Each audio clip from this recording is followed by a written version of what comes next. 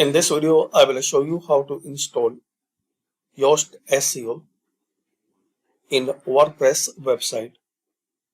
Login your WordPress dashboard, then hover cursor to plugins and click on add new.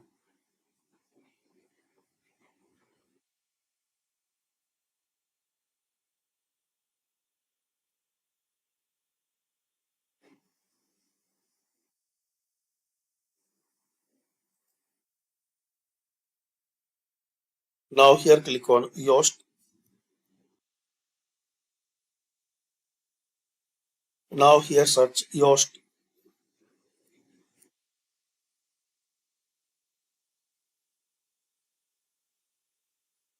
Then click on install.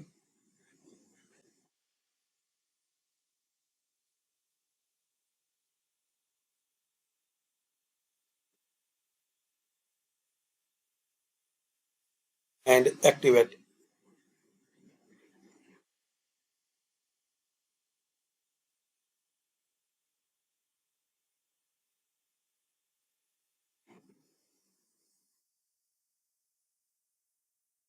That's it.